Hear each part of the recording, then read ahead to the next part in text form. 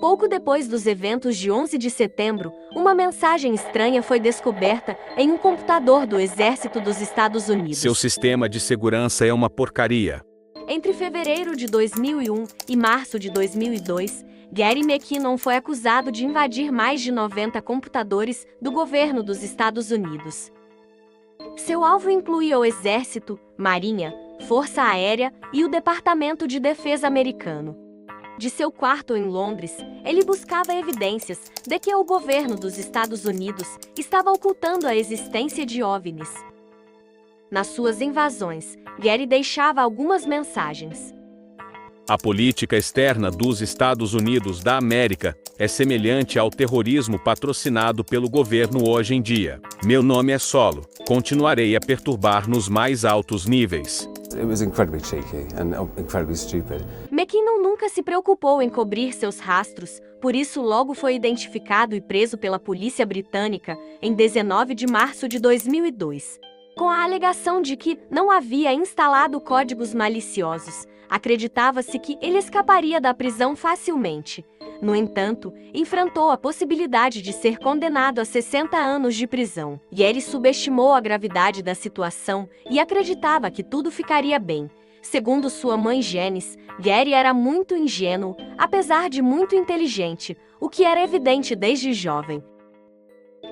Desde criança, Gary era obcecado pelo espaço, querendo saber quão distantes eram os planetas e fazendo milhares de perguntas para sua mãe. Ele não se encaixava na escola e era intimidado por causa de seu sotaque escocês, tendo crescido em Glasgow, antes de se mudar para Londres aos 6 anos com sua mãe e seu padrasto, ambos músicos em busca de mais oportunidades. Havia também outro motivo para ele se sentir deslocado, um motivo que permaneceu oculto até que seus problemas viessem à tona. Mas contaremos isso mais tarde. Gary era obcecado por computadores. O mundo da lógica fazia mais sentido para ele. Ironicamente, quando trabalhou em uma empresa de informática, suas habilidades com computadores foram consideradas pouco notáveis, o que contrastava completamente com a descrição do procurador dos Estados Unidos sobre suas ações como o maior hacker de computadores militares já conhecido. Certa vez, ele foi acusado de ter excluído arquivos de sistemas críticos e desativado uma rede de 2.000 computadores nas operações do Exército dos Estados Unidos por 24 horas. Sua mãe escreveu em suas memórias: "O fato de Gary ter acessado computadores do Pentágono me deixou com muito medo. Estávamos lidando com o governo dos Estados Unidos." 3 anos se passaram sem que ninguém ouvisse mais nada a respeito do caso. Isso fez Gary e sua mãe sonharem em finalmente estar livre de acusações, já que ele não havia acessado nenhuma informação crítica. Então, em 7 de junho de 2005, a bomba explodiu. Gary foi detido novamente, pois os Estados Unidos planejava extraditá-lo. Os ataques aos computadores haviam ocorrido entre 2001 e 2002. Porém, as autoridades britânicas exigiam evidências para justificar a extradição, o que os Estados Unidos nunca apresentaram. No entanto, as regras mudaram quando um novo tratado entrou em vigor. Com o objetivo de acelerar o julgamento de suspeitos de terrorismo, o governo de Tony Blair liberou a apresentação de evidências para solicitações de extradição. Em outubro de 2007, com a facilidade gerada pelas novas regras, o governo dos Estados Unidos solicitou oficialmente a extradição de Gary. A solicitação foi aceita pelo ministro do Interior John Reid, iniciando um processo lento e sofrido. Em 2008, mesmo após inúmeras tentativas de reverter a situação, todos os pedidos e recursos foram recusados. Mas a mãe de Gary não desistiria. A estratégia de Janice para salvar seu filho envolvia manter seu caso em destaque na imprensa.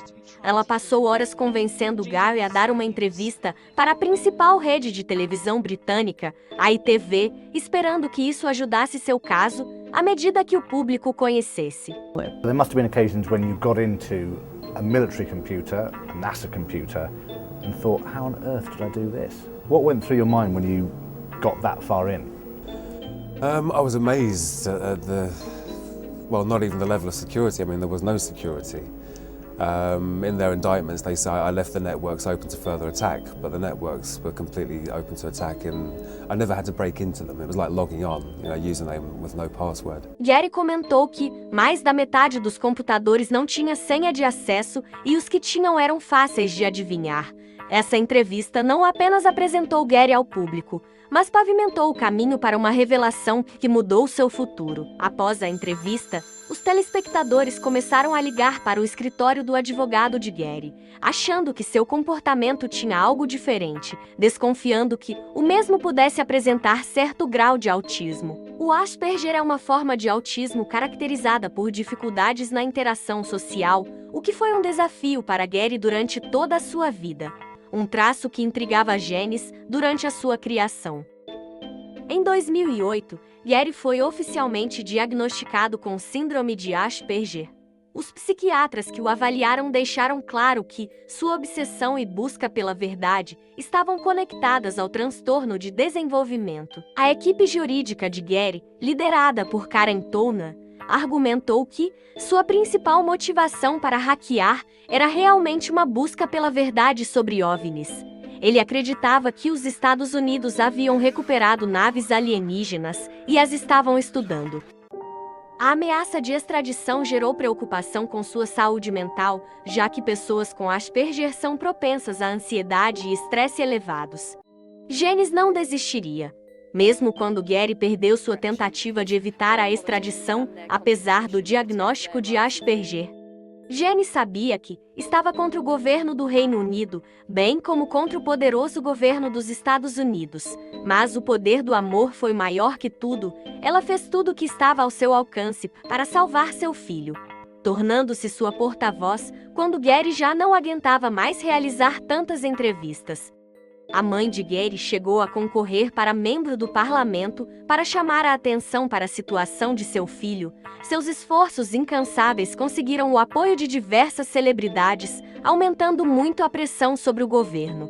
A situação começou a ficar verdadeiramente favorável quando, a partir das pressões externas, a ministra do Interior Theresa May interrompeu a proposta de extradição de Gary para considerar as evidências médicas à luz do seu diagnóstico de Asperger. Em julho de 2010, as pressões aumentaram ainda mais durante uma conferência de imprensa com a presença do primeiro-ministro do Reino Unido e o presidente dos Estados Unidos. President Tom Bradby, ITV News. Do you think it is time now to consider some leniency in this case? I mean, clearly there's a discussion going on between the British and the Americans about this. We completely understand that Gary McKinnon stands accused of a very important and significant crime in terms of hacking into vital databases, and nobody denies that that is an important crime that has to be considered. And I hope a way through can be found. So we take this very seriously, and I know that the British government does as well. And I trust that this will get resolved in a way that underscores the seriousness of the issue, but also underscores the fact that we work together and we can find an appropriate solution. Em abril de 2012, Gary passou por uma nova avaliação de um psiquiatra endossado tanto pelo Ministério do Interior quanto pela Sociedade Nacional de Autismo. Dr. Vermeulen concluiu que Gary estava inapto para julgamento e 2 outros principais especialistas em Asperger apoiaram essa avaliação. Após as avaliações dos especialistas, a ministra do Interior, Theresa May, leu cuidadosamente todos os relatórios médicos e chegou a uma conclusão. Em 16 de outubro de 2012, Theresa May anunciou sua decisão. Mr. McKinnon is accused of serious crimes. But there is also no doubt that he is seriously ill. He has Asperger's syndrome and suffers from depressive illness. The legal question before me is now whether the extent of that illness is sufficient to preclude extradition. As the House would expect, I have very carefully considered the representations made on Mr. McKinnon's behalf, including from a number of clinicians. I have obtained my own medical advice from practitioners recommended to me by the Chief Medical Officer, and I have taken extensive legal advice. After careful consideration of all of the relevant material, I have concluded that Mr. McKinnon's extradition would give rise to such a high risk of him ending his life